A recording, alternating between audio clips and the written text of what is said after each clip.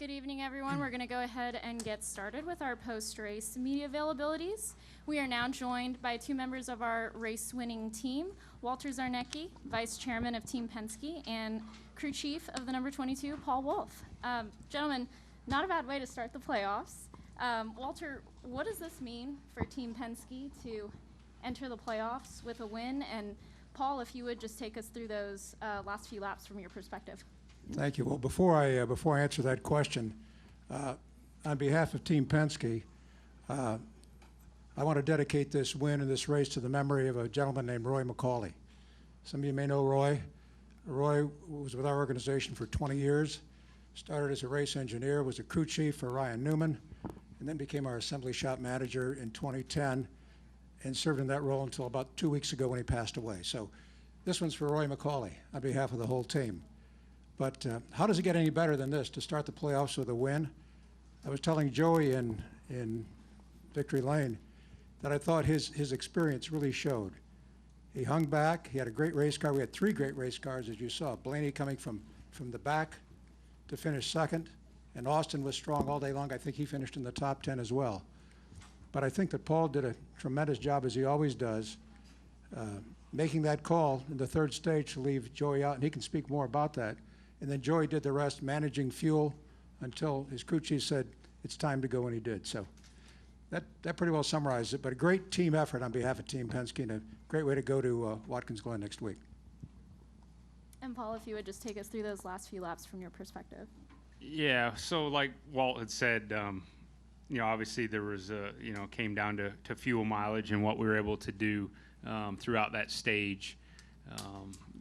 I've got my engineers on the box that have gotten really good at calculating the mileage and understanding, what Joey's doing out there on the track. And for Joey, as we've talked plenty of times pre-race, it's, he just needs to have the information. And it's with his experience and what he can do behind the wheel, if you give him the information, he can execute it for you. So we understood what we were able to do early in the race and save fuel to give him an idea of what we expected and what we needed in that third stage, and that put ourselves in a good enough position there towards the end when we could go hard, and then understanding how much we had saved to go into the green-white checker situation that we thought was highly likely. So just a total team effort when we comes down to fuel mileage like it did, no different than Nashville earlier this year for us. So it's not how you always want to win them, but we'll take them when we can. Okay, we're going to go ahead and open up to questions now. Just a reminder, if you have a question, please raise your hand and we will get a wireless microphone to you. We will start with Jordan and then go to Jenna and Jacob.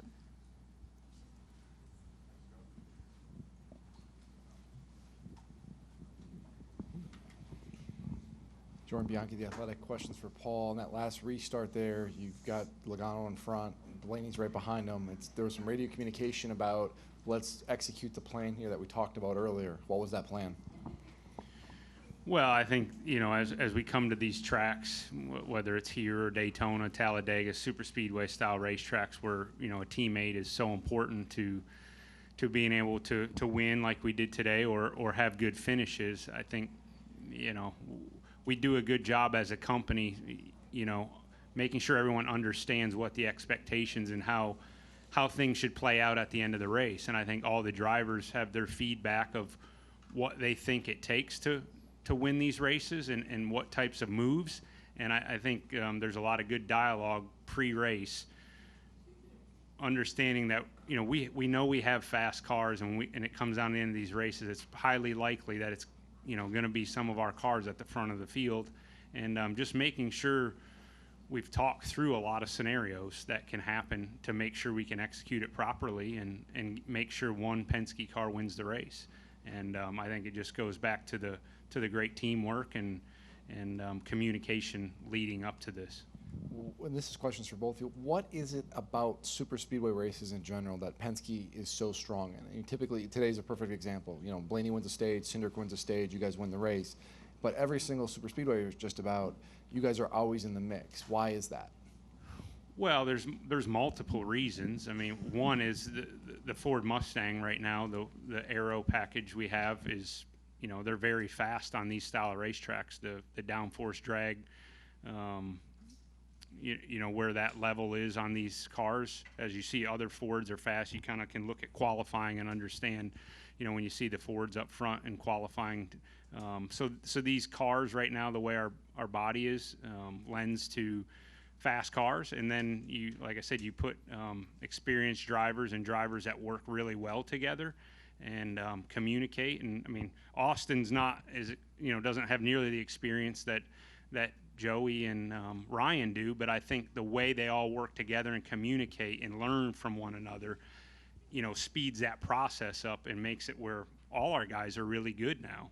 And I think it's all the hard work they put in understanding this style of racing, and then we're able to give them fast cars. And obviously you put those two together, and it's a pretty good combination.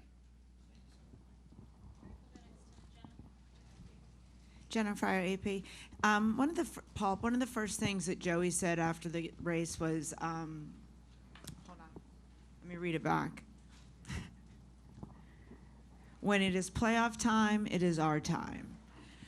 What does he mean by that, and how does he have that belief in himself that especially after getting eliminated last year in the first round? Yeah, I think, confidence in his team, our experience, what we've been able to do in the past in big moments, big situations where there's a lot on the line. And, I said that to some people earlier this week that, when we get to playoff time, like, worrying about is Joey Logano going to be performing where I need him to be is the last thing on my mind. Like, when it's playoff time, he's going to show up and give you all he's got and can handle situations like this. If anything, he thrives on this. He loves these big moments like this and is able to somehow get to another level of performance when you get to these situations. So, and I think just the experience level, obviously I've been doing this a long time now with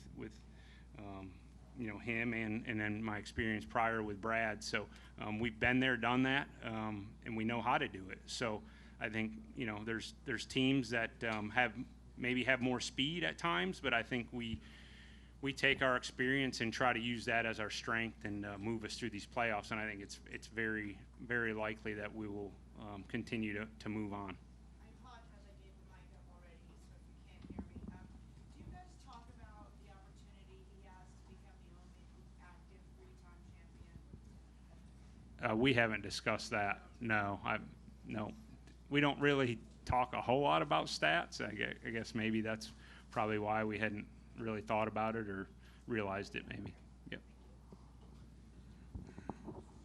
Go ahead, Jacob Zillman, Race Face Digital. Kind of continuing on that train of thought from what Jenna asked Paul, and you kind of said it, Kyle Petty did too on the NBC broadcast about how Joey's a big time, big race driver, that he steps up in those moments. What qualities in him do you see that kind of reflects that, whether it's driving style, his mental game? I mean, what is it about Joey Logano that kind of makes him that guy that can step up? Well, it's the mental game for sure. I mean, there's guys that can handle the pressure situations and not make mistakes, right? I mean, that's really what it comes down to. Obviously, he's capable from the driving standpoint, but it's the mental game, and you'll see guys that make mistakes when they get in these moments, whether it's on a restart or making bad decisions or wrong moves, especially this style of racing where it's obviously we had our teammate with us, but we knew the correct moves to make and we were able to execute them. And there's guys that obviously do better at it than others, and he's proven time and time again that he's one of the elite guys when it comes down to the mental aspect of this and being able to execute on the big stage. Okay, let's go to Mark in the back. I have two questions, first for Paul and then for your neighbor next door. Paul, last year you don't make the playoffs, so did you use that as fuel for your team this year going into round one, or kind of like the warning in the fear, like, look, we've been warned once, if we not on our A game. How did you use it? Was fuel or fear that got this team ready for round one?